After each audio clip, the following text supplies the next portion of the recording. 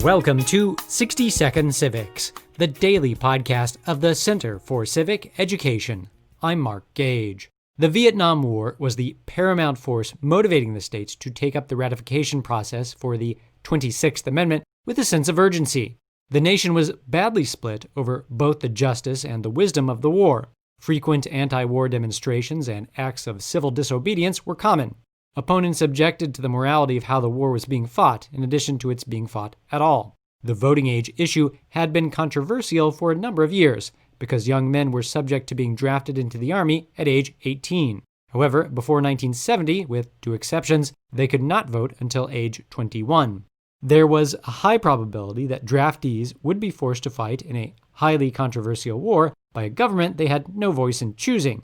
Accordingly, they were being forced to risk their lives to support a policy and a political system in which they had no electoral input.